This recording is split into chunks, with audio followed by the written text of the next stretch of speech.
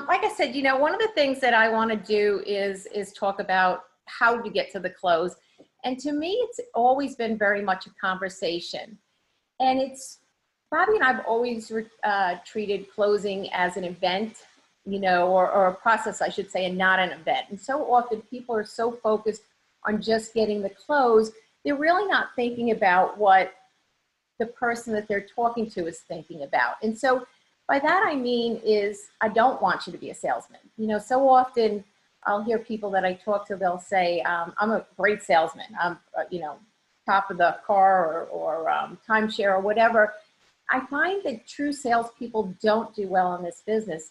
I think it's more important for you to be a friend. And isn't that a comfort level for everyone? Don't you feel better just trying to be a consultant and help somebody, listen to a friend, listen to their needs, their wants, be an advisor? Those are the things that if you can help a person get what they want, they truly will close themselves. They will ask you at some point, how do I get started? If you've given them the proper information. But what comes into consideration there a lot of times is timing. You may have a conversation, and I have this go on all the time. I may have a conversation with somebody today who seems genuinely interested, but life gets in the way. Haven't you all had somebody that even got started with great intention, super excited, and then all of a sudden life can get in the way? And that can be the beauty of this business. It can be a really exciting part of this business because, once you get it rolling, if life does get in the way, something comes up, somebody, God forbid, gets sick or something, you can actually step back and take a little time to deal with whatever you need to deal with. So that's the beauty of the business, but we need to consider that when we are, looking to recruit people, to close people, and even sometimes after they've just gotten started. So my first and foremost is, be a listener, be a friend, be a consultant, call it anything you want, but people do not listen enough these days. Everybody wants to be a talker. And people love to talk. So, this is a perfect scenario because we want to get them talking about things. But you know what? You can get anybody you want in this business. And I truly, truly mean that. You just have to think about how you're going to get that conversation started, or maybe even how you're going to get around that person. In order to close, we have to have shared information with them. And sometimes we just don't allow ourselves to get around enough people. Bobby and I have just recently moved, and for a number of reasons, super excited. One, we had much too large a house and nobody in it but the two of us, just kind of roaming around there. But we moved to a place where the people are much younger than us. They're much more active than us. They have needs and wants. My old neighborhood, people they didn't have needs and wants. They were, getting close to retiring. They might consider downsizing a little bit, but they were very wealthy to begin with. So, we moved into an area on purpose where we can be around people. Because what I do is, I'll listen to people talk. I'll figure out who it is I want in an area. It doesn't matter if it's tennis. It doesn't matter if it's the pool. Even just last Memorial Day, we went out to the pool for a few hours in the afternoon. Right away, I made sure that I got close, hellos, made a conversation with the person that, I thought was kind of a ringleader, kind of active around the pool. I'd watched her for a while. She circled around the pool. She talked to a lot of people around the pool. She knew a lot of people around the pool, and then we had just got back in our chair ready to get a little sun, and she got into the pool. I'm like, Bobby, come on, we got to go in the pool, because she's in the pool with her husband. So, this is the way that you get around people. Now, if you can't do that, another scenario you can do is if somebody knows of the person you want to get around with. So you can get an invitation to lunch with that other person, or if there's a party going on, hey, could you introduce me to so-and-so, because I've never had the chance to spend some time talking to them. So we got to get that conversation started. If you're on a plane, ask them what book they're reading, or what movie they might start to watch, or, before they get into that, and start to have a conversation with them. But you're going to have very specific goals and direction for this conversation. And we're not just going to talk. Every question that I ever ask is in a direction that I'm going. I don't just ask a question for any reason. I tend to be very quiet by nature. So if I ask a question, it's because That's the direction I want that conversation to go into. The change in over the 27 years that Bobby and I have been in this industry is, we now do the business with what we call touches. And so those touches are a lot through text messaging and just regular messaging. But, I love to take it to the phone whenever I can. I love to truly hear somebody's voice or talk to them, person to person. I think you can absorb so much more that's going on. But it's okay to go back and forth. I've had many people close just by texting them.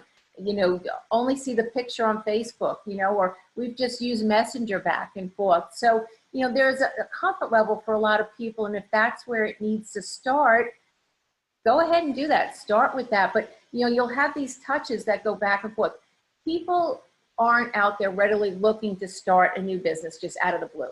So, you have to kind of talk to them about whatever their need or want is and let them see how this vision may fit into their life. Not how it fits into my life, but how it fits into their life is also important. Again, it's just a conversation. Most of it is listening. You're going to ask some very, very direct questions so that you can learn about the person. But one of the things that I don't like to do right away, the first maybe minute or two, is I don't ask a lot of personal questions right away. So, I don't just sit down on a plane and say, where are you from? You married? You got kids? Kind of just drill a person. So, I may say some general things like, wow, the plane feels crowded today, or I hope this seat is empty. And then maybe I'll move into, a book or something that they're using. So, again, it's a little general conversation, but you really want to listen to this person. You want to ask very pertinent questions in a direction that you want to go to. People love to talk. So, we're giving a little knowledge, we're sharing our thoughts, some guidance as we move into it, but it's really about collecting information from people. So important that you really get a handle on this person, where they are. And, once you have their needs and wants, I'm telling you, this is all on the road to that close. And they will ask you, how do I get started, very easily. Too many. Okay, so I don't like written scripts. And that's why I say, Bobby and I, the way that we taught is we kind of taught ourselves. Back then, you think 27 years ago, there weren't all these programs. I mean, Tony Robbins was around, but, you didn't have Eric Worre and all these other programs readily available. We didn't even use any of that until recently. So I've never used a script. And I know there are tons of scripts out there, but I just want it to be a very natural conversation. I don't want it to be forced. I just want to have a conversation with this person. And like I said, I'll open with some kind of observation or question. It could even be a pocketbook that I like. If somebody sits down next to me and I really like that bag, I had a lady that, worked at one of the designer stores at one of our local malls. All the conversation started because of the bag she sat down with. So, you can ask if it's somebody you're talking to via text message. Maybe you want to go into, how's the weather? Because you can't see the weather. You just, they're in Oklahoma, but you don't know what the weather is today. Is it raining? Or, a very deliberate question I'll ask a lot of times is, are you working? Because that can open a whole can of worms. They'll tell you I'm working, but I don't like it. And I don't like where I'm working and how long I'm working. And, they'll get into those things. A lot of times I love emails. I think it's just a thing. I love to figure out what the email address means. Like sometimes it's a name, but sometimes people have some crazy emails. And I'm like, well, what does that mean? And what I thought it meant nothing. So, and that can start a whole conversation. Or maybe I'm not sure of the name of the town and where they're from and exactly where that is. So, again, I'm just if you just think of it as a conversation, you're gathering information. And then there's a point where you will give more information than you're gathering. But in the beginning, you very much have to get a handle on that person and figure out, where they are in their life, what their needs and wants are, because you're going to have to show them what part of our business, and I do mean what part. Everybody does not start out wanting the same vision that, Dr. Glasser and Deb Zito and Bobby and I start from the gate with.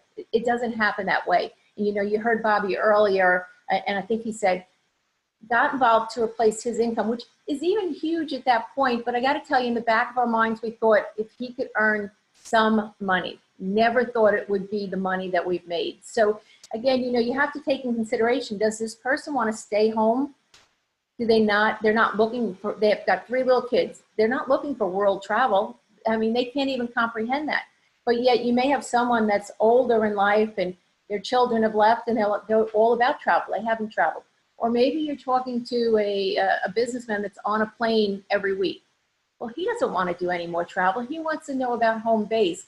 So you really have to share the information, but you can't share that information until you know about them. And so that's why I said in the beginning, a few pertinent questions, but we really need to get them talking first so that we have that information so that we can help them to get the information that they want first. So, you know, again, those are some ideas on how you're going to get to those people.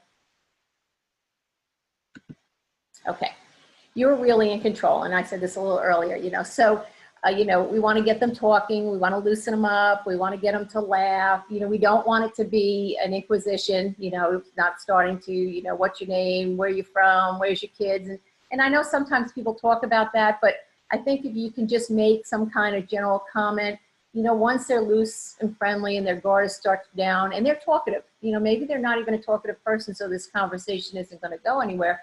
But now you ask those questions. And I like to give a little bit of my own personal stuff first. I think sometimes people can be guarded with their personal information. Maybe, you know, too often they've been asked direct questions. Seems to be an MO sometimes for our industry. People ask a lot of questions. So, you know, I might tell them more about myself first and then, you know, take it to our business and talk about it after I've drawn out this problem. People don't like to face problems. So sometimes you have to be, I don't want to say a little bit hard with them, but for the most part, a lot of people are walking around out there, they have their head in the sand. So sometimes you talk to people and they're like, oh, I'm doing wealthy, you know, I'm doing fine, you know, I'm healthy, you know, but what does 10, 20 years look like down the road? You know, what if your health does take a turn for the difference? You know, so these are some things that you need to kind of point out to people. You know, there are people like, you know, I don't need to take vitamins, I have all the money in the world, but yet what is your health going to be in 10, 20 years? You know, are you going to be the person in the nursing home with a little drool coming down their mouth and, you know, having to have somebody wipe them in a diaper? I mean, that should be everybody's greatest fear, that you don't want to spend the last few years of your life where you don't have that quality of life. So, you know, there's always an angle with our company that, you know, people need to be around people. They need that mental stimulation. They need that challenge. They need our products. So there's so many things that we can actually help them with. But again, get them talking to help them face those issues, because you really got to kind of have them verbalize it. You know, one of the ways that I usually do this too is by saying the opposite of what they might say. So if somebody tells me, oh, they're traveling a lot, or I know they're in a field where they're traveling a lot. Maybe they're, you know, a corporate executive or whatever, always on an airplane. So I might say, oh, wow, you get to travel a lot when you want, or you probably don't travel a lot, or you have a lot of time freedom. I'll always say the opposite, you know, or sometimes real estate people, you know, that's a broad range. You've got people on an average that make $16,000 a year, and then you've got those that make millions. And everybody always focuses on the millions. I think when you get involved in real estate, not to put any real estate people down, but in my neighborhood, it's the other thing to do for a lot of the ladies. They like to do real estate, although they don't ever really sell a house. So, but they're in real estate. It's kind of like what Bobby talked about, not being a professional in our industry. You can be in the industry, but not really doing anything with it. But anyway, so, you know, people in real estate may, you know, you just say, oh, you must be killing it, making a lot of money. And if they come to the realization that they need to do something, this is, you know, a great opportunity for them, and you can start the conversation there. So again, drawing out that problem, that need, that want, that desire, that challenge. It can be a challenge, you know, for people as they get older. You know, maybe they don't want to just retire, but maybe working the 60, 70 hours a week at whatever they were doing for a living was too much. So, you know, you can also say, you know, as people start to talk, you need to relate to them whatever their issue is. So if it's money, you know, maybe they don't have enough money, or they don't think they have enough money to start another business. You know, I can say, you know, I remember, and I felt that, you know, when Bobby and I needed to start our business, and, you know, I found that this is what happened for us. So it doesn't need to be your personal story. It can be anybody's story. I mean, I share Gabe and Jill's story all the time. You know, I share a lot of different stories of different people on what happened to them in this business, why they got involved in this business, because maybe it wasn't money like it was Bobby's and mine. You know, maybe it was something else. So, you know, or maybe their background, whether it be, you know, in real estate, in gym, in, you know, a doctor, or whatever, maybe the background of somebody else's story fits well. So you should retain those stories as well. Okay.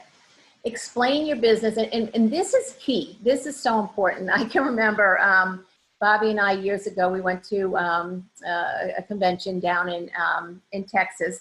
And this was the worst case scenario that could ever happen. But we always took a very early flight when our kids were home so we could get home, you know, spend the Sunday with our kids. It was always at really early Sunday morning. We were always on that 6 a.m. flight.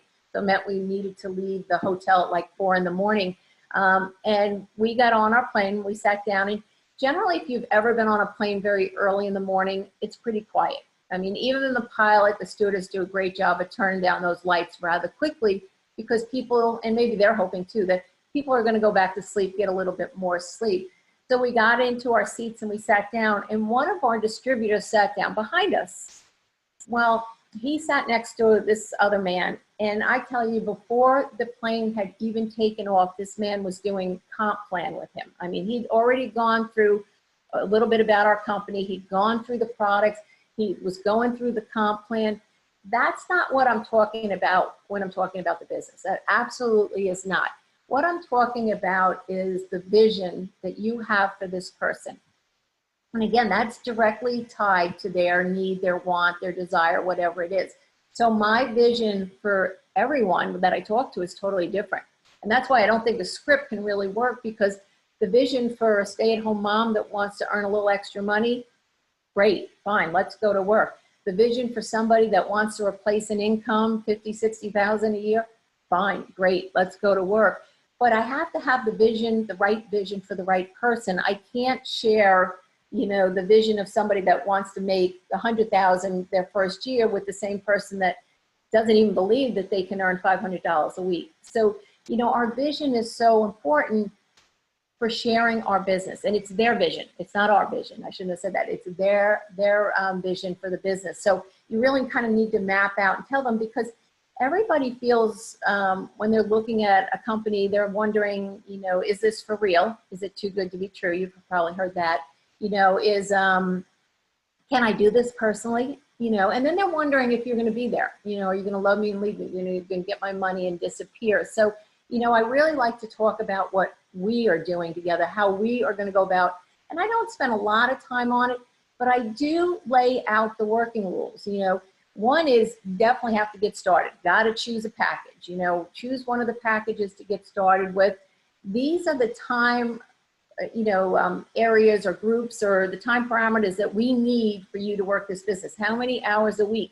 So because it's not realistic for a person that, you know, thinks they can make 100,000 that very first year if they're only working 2 hours a week.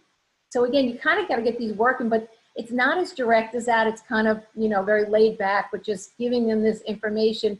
Notice I'm not talking any more than I need to about the comp plan. There's nobody that needs to know the comp plan before we get started, because they're not going to understand it. It's kind of that thing, it's kind of the, on a need to know basis. As you're moving along, you understand 40% up front on what you personally do. That's really what they need to focus on, because again, if we are not bringing people into the company, if we're not getting them on product on the auto ships, if we're not closing them to be distributors, you know, then the rest of it is kind of a moot point. You can get excited about the Pro 7, 8, 9, and 10 profit sharing percentages. But again, if you're not moving along and recruiting people, none of that really seems to matter. And so this is where I mean less is more. I never mention a part of the business, and there's a lot going on in our business, a lot for people to know, but I don't ever sell the whole business. If they're focused more on product and they want to just get involved with the business, again, I don't need to go through the whole comp plan. I don't need to go through the whole history of LifeVantage. I don't need to bring up that it's a publicly traded company versus a privately traded company, because at this point, it doesn't mean anything to them. They didn't ask. So a lot of times I'll get on a three-way call with people, and they are selling, telling everything about the company, where I'm only going to answer the questions you asked. You know, if you asked me, why is it, you know, is it better to be with a publicly traded company as opposed to a private, or, you know, whatever question you might, that's what I will answer. But I'm certainly not going to go down to different avenues that have nothing to do with what they're asking me, or maybe even their vision. So they can't take it all in. It's not going to happen. You know, if they think they have to know tons and tons of stuff before they get started, they're not going to get started. It's going to be too overwhelming, and they're just going to be like, I can't do this. I just can't do it. So you don't want to push it into that disbelief area. You just want to give them the information to ask their questions, answer their questions. And, you know, like I said, too much talking by me or you just opens objections. And that's where I hear people will come to me and they'll say, well, she asked me about multi-level marketing. I'm like, where did that conversation ever come up? Or why would that conversation ever come up? Or she asked me, I don't know, something about the products or something. Those conversations never come up if you just answer the questions that they have, and just be a champion listener, and do not go down all these different avenues of questions that they didn't, and just don't repeatedly talk. Just give them the answer and then listen for more of their questions. I find on an average, it will take us anywhere from 5 to 12 touches. And, you know, I had a term years ago that I used was called drip. You know, I would drip on people because, again, I believe that, you know, this is a process. Recruiting is a process. And so, you know, people have to warm up to it. Women in particular may want to use the product first to make sure it's a great product. You know, we would never endorse anything that we didn't feel 100% excited about. So, you know, there are touches that go on, and they could simply be a phone call. If it's texting, you may go back and forth 8, 9, 10 times that day. I mean, Facebook Messenger, three-way calling, Zooms, it can be all these different things. These are all events, and something that you should use as you move your person through the funnel. And sometimes as they move through the process of being or joining our company, they may go through it fast, they may go through it slow, but I find so often it's a matter of timing. And when the timing is right, I just had a lady that joined with Bobby and I yesterday, and it really truly was timing. I talked to her months ago, but she had a schedule of events and work events and stuff that she needed to do. And so the timing just wasn't right, but all of a sudden, you know, this week it was right. So timing is important when you do speak to people. And a lot of times you have to be very direct and just ask them, you know, if they're interested or not. But this is where that follow-up is so important. You need to be very precise. You've heard the money is in the follow-up. Be precise, be consistent, be persistent. I've had people, and by that I mean maybe once a week or whatever. I don't mean like every day call them, but, you know, being persistent and consistent has paid me very well over the years. I mean, I can tell you many times my phone is ringing and it's somebody that I talk to, and then all of a sudden, you know, they want to get started. So every conversation, I am just moving people forward closer to their close, if that makes sense to you. So keep yourself well organized with all your paperwork or your follow-up, however you're doing it. The other thing, you know, sometimes you need to lay down working rules, and people are unrealistic with what they're telling you they're willing to do. So, you know, I always want to work with those that are teachable and willing. Don't get started with somebody if, you know, they don't seem to be willing to do what you want. And I always thought about it that we didn't want to spoil our back area. Now with, you know, technology, it's really global, but, you know, we don't want to spoil our opportunity or the view of our opportunity of people that have gotten involved and didn't try and weren't teachable and weren't willing to invest in their opportunity. So, you know, again, we don't necessarily want everyone. So, and if it doesn't seem, you know, that you can't get them back on the phone, or they're not answering your phone calls. And I know sometimes I feel people get discouraged because the person, continue to be persistent with that person.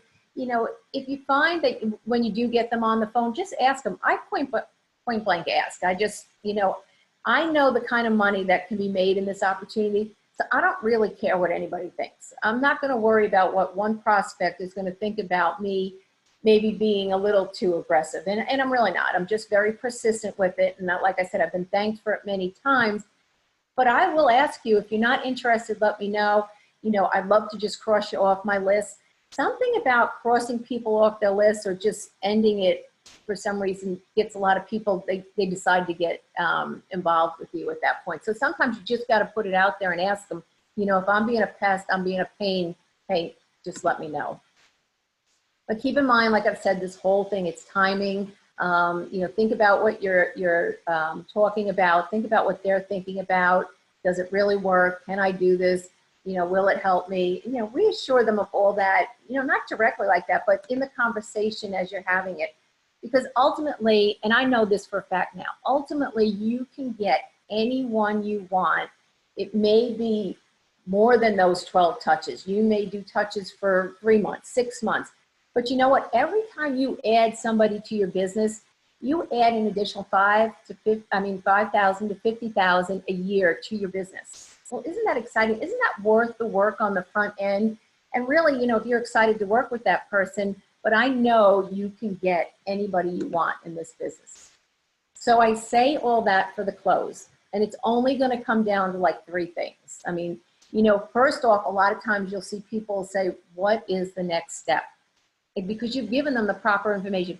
If you've done the right work and you've given the information and then just, for lack of a better word, shut up and just be quiet, they will say, what is the next step?